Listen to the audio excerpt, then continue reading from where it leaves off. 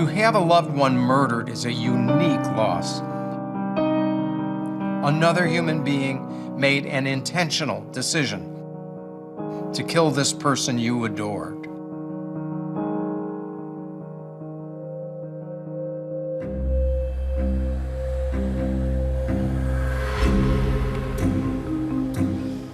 As this trial begins, it's just certainly unlike anything in the life of a small town. There's palpable tension on both sides. Everybody is on high alert to find out the ultimate question: did he do it?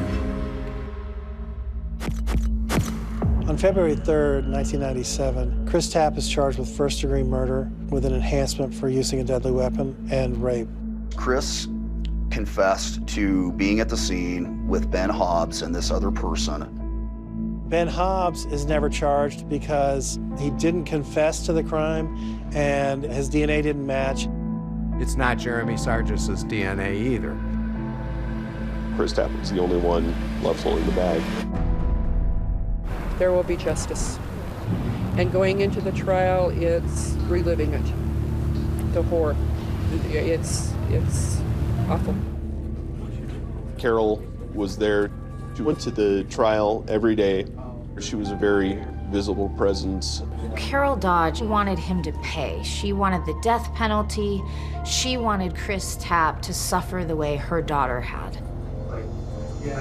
The jury saw him confessing to doing it, to participating in the crime. How many times did you cut her? Just once. Did she say anything? Hell. Chris's defense lawyers saw that there were problems with his confession, but the prosecution was successful in countering his claims.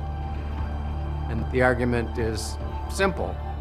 Innocent people don't confess to crimes they didn't commit. Closed case. So even though someone else left his DNA on Angie, the jury finds Chris guilty as an accomplice. We, the jury, for our verdict, unanimous not guilty. When the jury verdict came down, it was just sadness. Pure sadness. I couldn't believe I was going away. I couldn't believe I was going to prison. I completely believe that what the police did was improper. I think that the questioning was entirely suggestive, and I think that Christopher just was led down a path. We couldn't have done it without you. When Chris was found guilty, all of us friends wanted the death penalty for him. We felt that he should be taken care of like he did to our friend. Stand up. I am not the monster animal that everyone thinks I am. Judge, I asked you to spare my life. Thank you.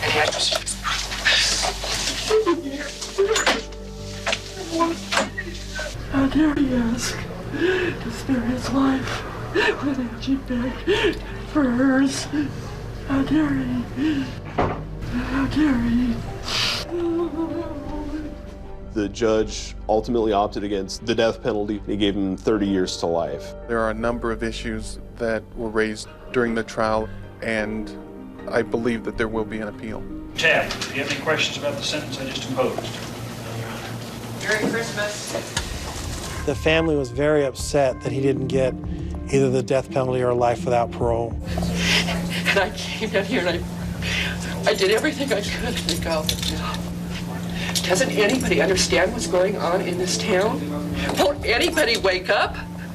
This town needs to wake up. Take your blinders off, for hell's sakes. Even though Chris Tapp was now in prison, Carol wasn't satisfied. There was still the mystery of who left the DNA at the crime scene and delivered Angie's fatal wounds.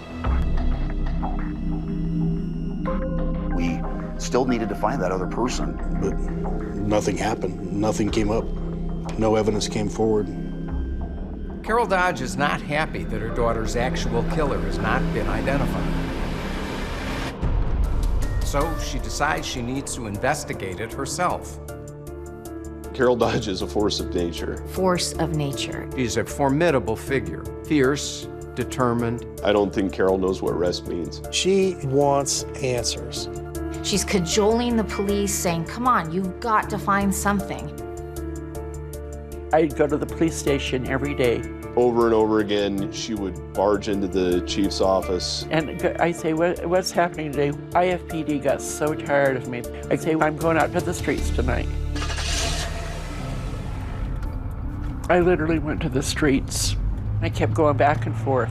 And I kept reading all of the documents and the different reports that I had accumulated. She's driving around late at night, putting her own life at risk. Somebody pulled a gun on her once. She's surveilling people. She's questioning drug dealers. I lived out on the streets. I'd go home 3 or 4 or 5 o'clock in the morning. She followed me a few times, let me know that she knew I had something to do with it and I was going down, and it was sad to see her, to see a mom in that so much pain. She did that for 20 years, basically. She is not going to let Angie's case go cold. The turning point comes when Carol decides that she's going to study Chris Tapp's interrogation tapes, all 60 hours of them. She is convinced that she will notice something that the cops never noticed. She's looking through them, trying to see if she can find more information about who killed her daughter. Didn't have to know about this, I would say, but I do not know. And over time, I don't know what the hell you guys want. she realizes that he really doesn't know much about the crime. Where he's cigarette in the living room. She was killed in the bedroom. Chris Tapp's not there. I wasn't there. But the big question is, if Chris wasn't there, why would someone confess to a crime they didn't commit? Hi everyone, George Stephanopoulos here. Thanks for checking out the ABC News YouTube channel. If you'd like to get more videos, show highlights, and watch live event coverage, click on the right over here to subscribe to our channel, and don't forget to download the ABC News app for breaking news alerts. Thanks for watching.